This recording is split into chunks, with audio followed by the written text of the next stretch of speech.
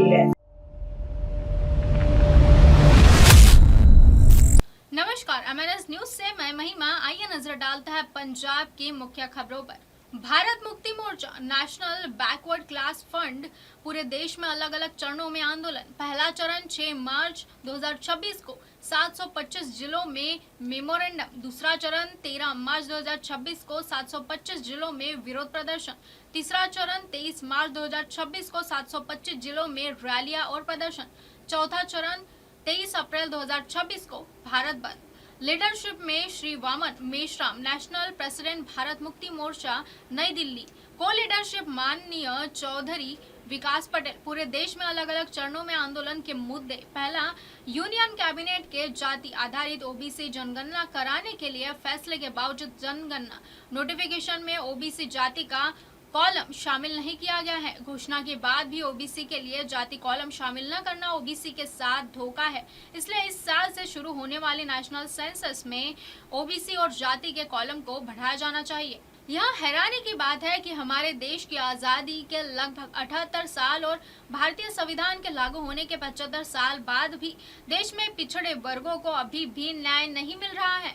न्याय के लिए डेटा चाहिए, लेकिन सरकार ने अभी तक सभी जाति आधारित पिछड़े वर्गों की असली आबादी और स्थिति को सार्वजनिक रूप से नहीं बताया है। जब तक जाति आधारित सेंसस नहीं किया जाता, तब तक पर्याप्त आरक्षण, शिक्षा, रोजगार और प्रतिनिधित्व सुनिश्चित नहीं किया जा सकता। पिछले कई सालों से हम अपने संगठन के जरिए इसके लिए लगातार लड़ रहे हैं। पिछड़े वर्गों में जागरूकता के दबाव में 30 अप्रैल 2025 को भारत सरकार की कैबिनेट ने 2027 की सेंसस में एक व्यापक जाति आधारित सेंसर को मंजूरी दी, लेकिन 22 जनवरी 2026 के सेंसर नोटिफिकेशन में हाउस लिस्टिंग फेज कन्वेक्शन से जाति और ओबीसी कॉलम हटा दिए गए। इससे साफ पता चलता है कि सरकार जाति आधारित सेंसर्स नहीं करना चाहती और एक बार फिर ओबीसी के साथ धोखा कर रही है। पहले जनगणना के हाउसिंग लिस्टिंग कन्वेक्शन में सवाल 12 में पूछा गया कि घर का मुखिया शेड्यूल कास्ट, शेड्यूल ट्राइब या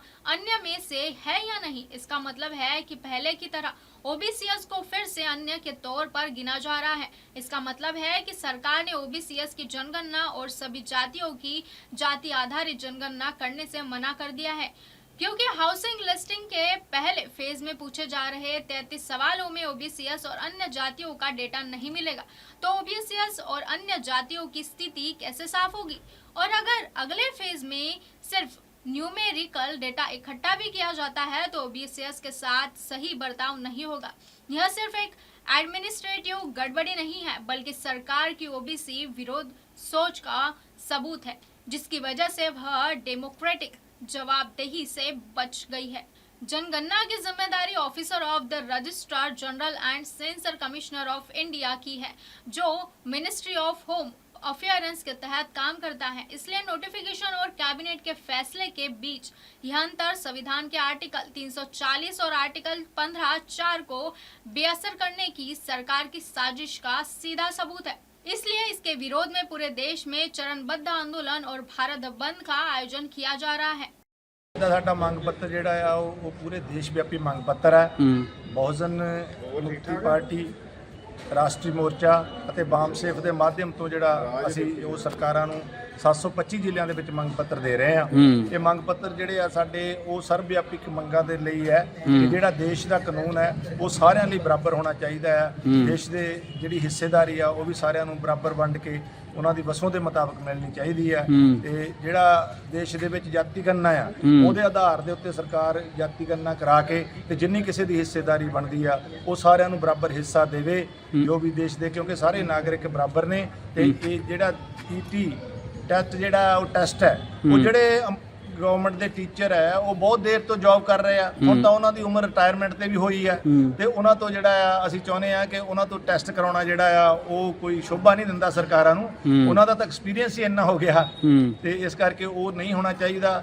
ਤੇ ਯੂਜੀਸੀ ਜਿਹੜਾ ਕਾਨੂੰਨ ਹੈ ਉਹ ਸਾਰਿਆਂ ਦੇ ਪੱਖ ਦੇ ਵਿੱਚ ਹੈ, ਕਿਉਂਕਿ ਹਰ ਬੱਚਿਆਂ ਦੇ ਨਾਲ, ਵਿਦਿਆਰਥੀਆਂ ਦੇ ਨਾਲ ਯੂਨੀਵਰਸਿਟੀਆਂ ਦੇ ਵਿੱਚ ਜਿਹੜਾ ਆ ਉਹ ਰੈਂਕਿੰਗ ਹੁੰਦੀ ਹੈ ਉਹਨੂੰ ਬੰਦ ਕਰਨ ਦੇ ਲਈ ਉਹ ਕਾਨੂੰਨ ਜਿਹੜਾ ਆ ਲਾਗੂ ਹੋਣਾ ਚਾਹੀਦਾ ਆ। ਇਹ ਸਾਡੀਆਂ ਜਿਹੜੀਆਂ ਕੁਝ ਮੰਗਾਂ ਨੂੰ ਲੈ ਕੇ ਅਸੀਂ ਦੇਸ਼ ਵਿਆਪੀ ਅੰਦੋਲਨ ਕਰ ਰਹੇ ਹਾਂ ਤੇ ਸਰਕਾਰ ਤੋਂ ਮੰਗ ਕਰਦੇ ਹਾਂ ਕਿ ਦੇਸ਼ ਦੀ ਏਕਤਾ ਤੇ ਅਖੰਡਤਾ ਦੇ ਲਈ ਇਹ ਬਹੁਤ ਜ਼ਰੂਰੀ ਹੈ ਕਿ ਸਾਰਿਆਂ ਨੂੰ ਦੇਸ਼ ਦੇ ਬਰਾਬਰ ਨਾਗਰਿਕ ਮੰਨਿਆ ਜਾਵੇ। ਇੰਨੀ ਗੱਲ ਕਹਿੰਦੇ ਹੋਏ ਅਸੀਂ ਮੰਗ ਪੱਤਰ ਦੇ ਰਹੇ ਹਾਂ, ਸਰਕਾਰ ਅਮਲ ਵਿੱਚ ਲਿਆਏਗੀ।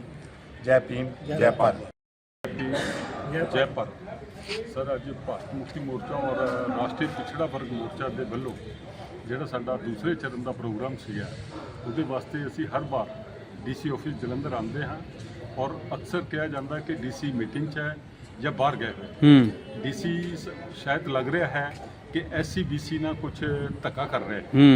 तो ਅੱਜ ਅਸੀਂ ਫਿਰ ਸੁਪਰਡੈਂਟ ਜਿਹੜੀ ਗ੍ਰੇਡ 1 ਹੈ ਕਹਿੰਦੇ GA to DC ਇਹਨਾਂ ਨੂੰ ਦੇ ਦਿੱਤਾ ਗਿਆ ਚਾਰਜ। ਆਸ਼ਾ ਰਾਣੀ ਜੀ ਨੂੰ ਦੇ ਕੇ ਆਏ ਹਾਂ ਅੱਜ ਜਲੰਧਰ ਦੇ ਵਿੱਚ ਮੈਮੋਰੈਂਡਮ ਸੈਕੰਡ ਚਰਨ ਦੇ ਵਿੱਚ, ਜਿਹਦੇ ਵਿੱਚ ਸਾਡੀ ਡਿਮਾਂਡ ਹੈ कि एक तो जातिगत जनगणना करो जिसकी जितनी संख्या भारी उतनी उसकी हिस्सेदारी, कि हिस्सेदारी पूरी बराबर दे भारत के जर्रे जर्रे ਵਿੱਚ सब ਨੂੰ बराबर ਦਾ ਹਿੱਸਾ ਮਿਲੇ। ਕੋਈ ਘਾਉ ਘਪਨਾ ਕਰ ਸਕੇ ਵੀ ਥੋੜੀ ਗਿਣਤੀ ਦੇ ਲੋਕ ਜਿਹੜੇ ਸਭ ਕੁਝ ਲੁੱਟੀ ਜਾ ਰਹੇ ਭਾਰਤ ਦਾ।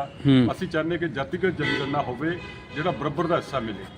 ਸੈਕੰਡ ਹੈ UGC ਕਾਨੂੰਨ, ਜਿਹੜੇ ਸਾਡੇ ਬੱਚਿਆਂ ਨਾਲ SC BC OBC ਬੱਚਿਆਂ ਨਾਲ ਜੋ ਧੱਕਾ ਹੋ ਰਿਹਾ ਹੈ, ਜਿਹਨੂੰ ਜਾਤੀਗਤ ਟੌਰਚਰ ਕੀਤਾ ਜਾਂਦਾ ਹੈ। ਜਨਰਲ ਵਾਲੇ ਉਹਨਾਂ ਨੂੰ ਜਾਤੀ ਦੇ ਆਧਾਰ ਤੇ ਬੁਲਾਉਂਦੇ ਹੈ ਔਰ ਉਹ ਰੈਗਿੰਗ ਕਰਦੇ ਹੈ, ਤਾਂ ਜਿਹਦੇ ਨਾਲ ਸਾਡੇ ਬੱਚੇ ਸੁਸਾਈਡ ਕਰਦੇ ਹੈ ਪਰੇਸ਼ਾਨ ਹੋ ਕੇ। ਤਾਂ UGC ਕਾਨੂੰਨ ਸਾਡੀ ਡਿਮਾਂਡ ਹੈ ਕਿ ਉਹਨੂੰ ਜਲਦੀ ਤੋਂ ਜਲਦੀ ਲਾਗੂ ਕੀਤਾ ਜਾਵੇ।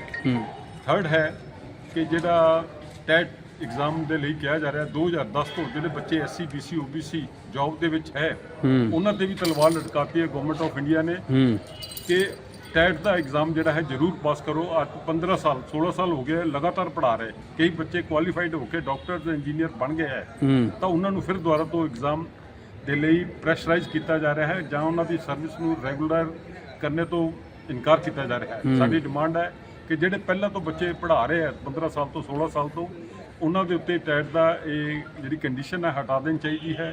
ਜੈ ਭੀਮ, ਜੈ ਭਾਰਤ। जालंधर से रिपोर्टर बलजीत सिंह की रिपोर्ट। यहाँ वक्त हो चला एक छोटे से ब्रेक का, मिलते हैं ब्रेक के बाद। आप देख रहे हैं MNS न्यूज़, सच जरूर।